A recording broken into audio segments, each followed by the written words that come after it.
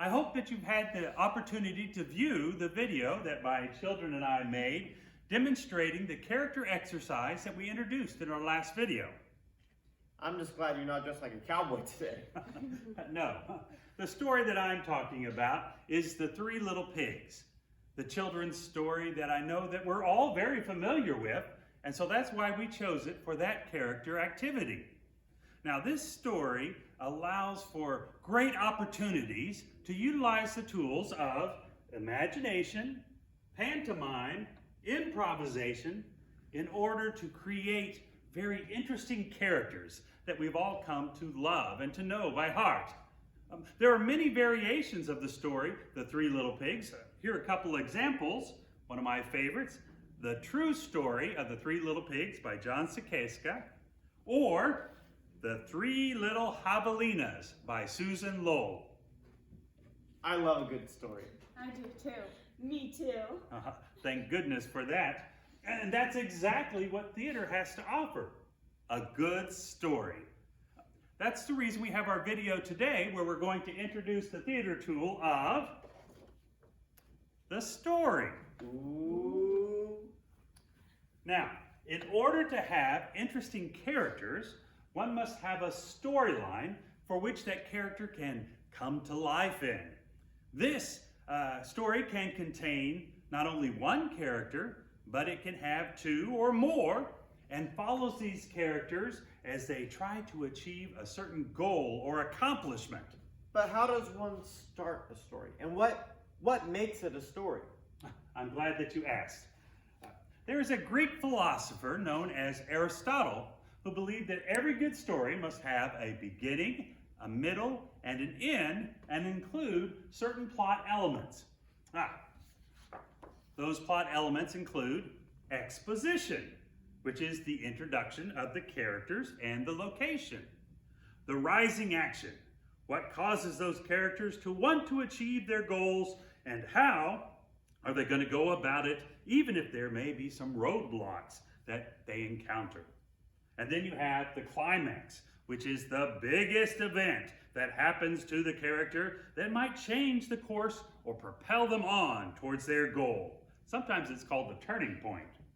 And then there's falling action, which is the reactions that the characters experience after the climax or the turning point that would affect accomplishing their goals. And the last is the denouement, or here in Texas we call it denouement, or the end. And that is how the story ends for the character. It could be happily ever after, or in missed opportunities. Wow, that seems pretty complicated for our audience. Yeah, our teen viewers and adults might understand, but what about the little ones? I have an activity that might help to explain that a little bit further. This activity is called Story Time, and it very simply demonstrates and explains the structure of the story. It's a lot of fun too. Would you guys like to give it a try? Let's do it. All right. So why don't you guys come and sit here on this bench.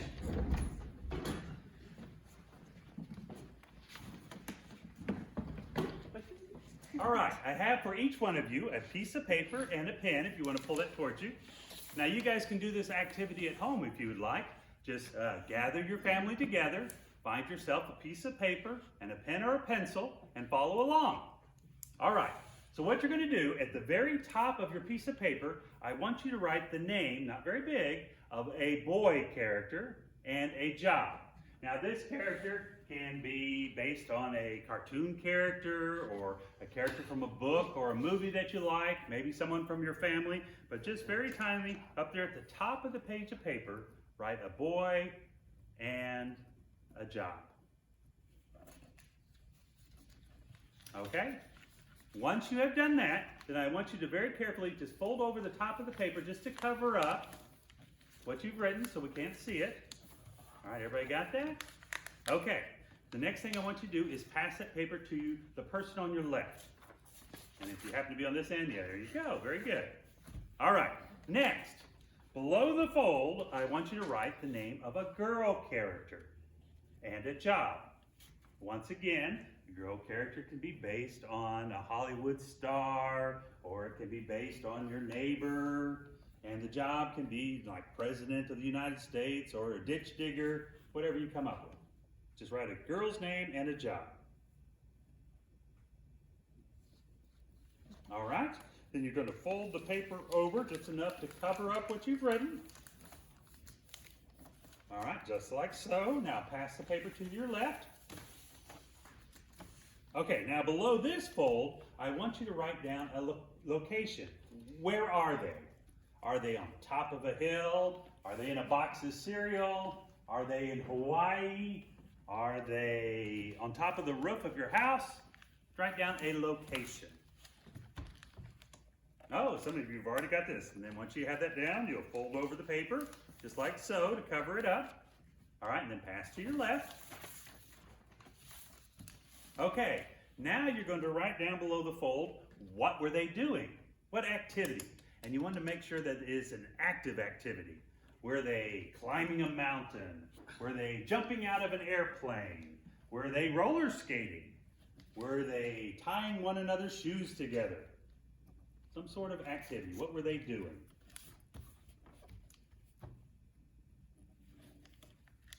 All right. Good, good. And then fold your paper over once again like so. And then when everybody's ready, pass your paper to the left. Okay. Now I want you to write down what happened to them while they were doing that activity. Did they fall off the cliff? Did they break their arm? Did they blow up like a balloon? What happened to them as they were doing that activity?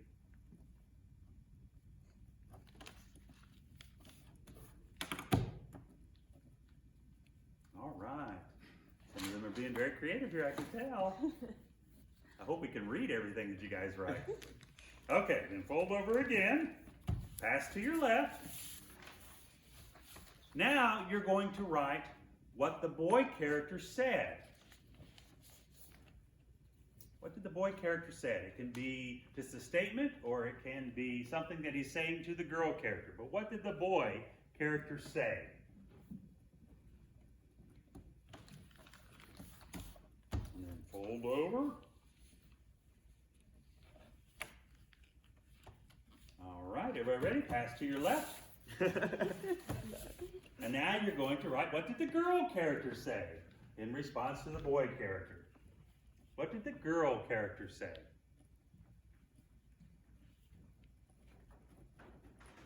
Doesn't have to be too long. Okay, pass to your left. Ooh, getting ahead of yourself there. All right. All right, now I want you to write, what did those around, what did the world think of them? Anybody that might be watching those two characters, what did the world think of them? Did they think they were crazy? Did they think they were in love? Did they think they needed to get new clothes? What did the world think of those two characters, the boy and the girl?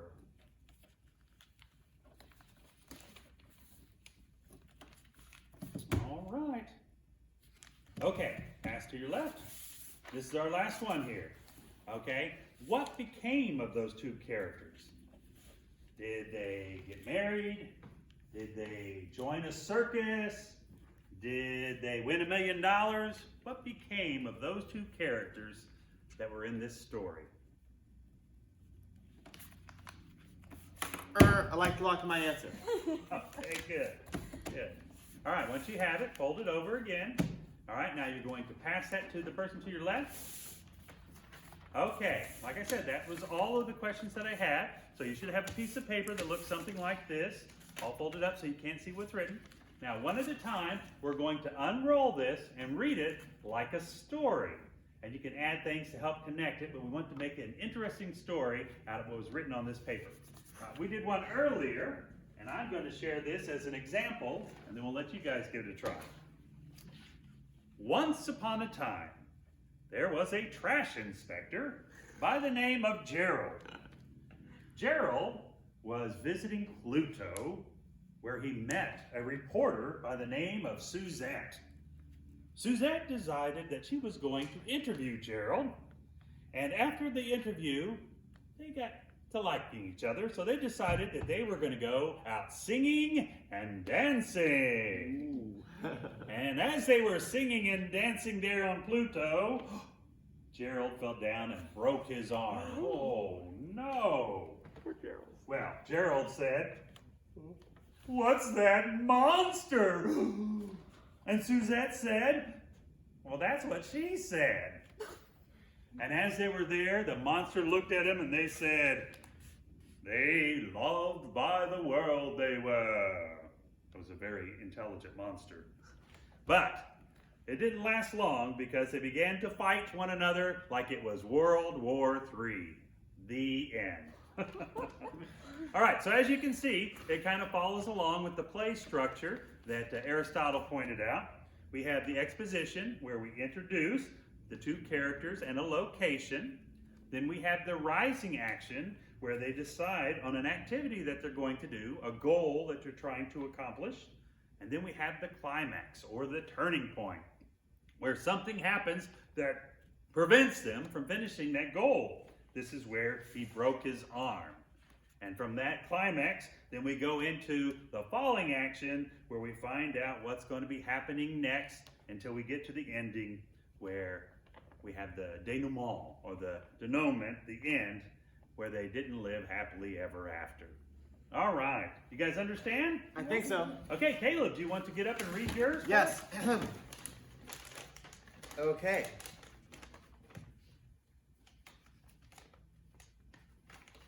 Long, long ago, in the bottom of a well, there was a man named Hefe the astronaut. And one day, a lady came to visit him. In the bottom of the well, she was a writer named Elizabeth. She brought with her a jumping rope so that they could jump rope. And all of a sudden, as they were jumping rope, they started flying. And as they were flying, Hefe the astronaut looked out to the stars and said, "Smile, squad." And in response, Elizabeth had to get the answer to a question that had been burning in her brain. "Do you play piano?" The world truly thought they were creative people. And so they went skydiving every day. All right, very good, very good. All right, Emma, do you want to share yours for us? Sure.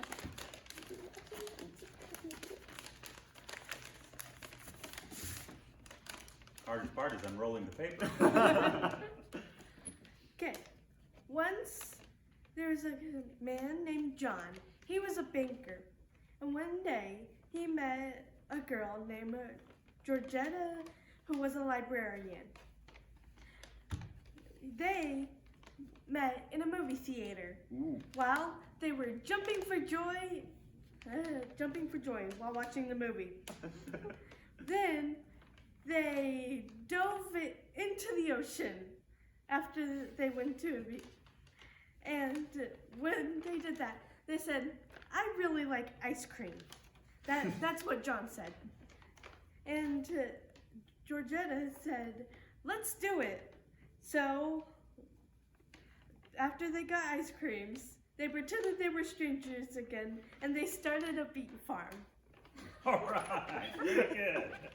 Okay, Brittany, you want to share yours with us? Oh, so many phones. Once upon a time, there was a man named Larry, and he went around all over different kingdoms to tell stories because that was his job. Well, he met an actress named Laura, and they decided they were going to put on these plays together at a library. During this, they told a story about sneaking around a CIA complex. Oh, when they finally got done sneaking around, all of a sudden, they found a pet monkey, which they then decided to adopt. Larry said to Laura, "Let's read." So they read books to their pet monkey. She responded with, "Oh, where is my hairbrush?" The world thought that they were very old and that they acted very old. Well, after everything, they won a contest and went off on a magical adventure. All right, those are some very funny and good stories. Did you guys get that too? I hope that you had as much fun as we did. This gives me a great idea. I'm ready to start writing a story. Me too. Well, I got an idea. Why don't we all write a short story which we can share the next time we get together by either reading it aloud or acting it out? Caleb, how can they share their ideas with us, their stories? If you have an idea for a story, and if you'd like to act it out, why don't you send it to us at director@theatrics.org. And who knows, if you're okay with it, we might go ahead and put it up on our YouTube channel along with our stories. All right. Well, this, as they say, is the end of the story, and I hope that it is a happily ever after one for you. Join us again and tune in for our next video. Bye.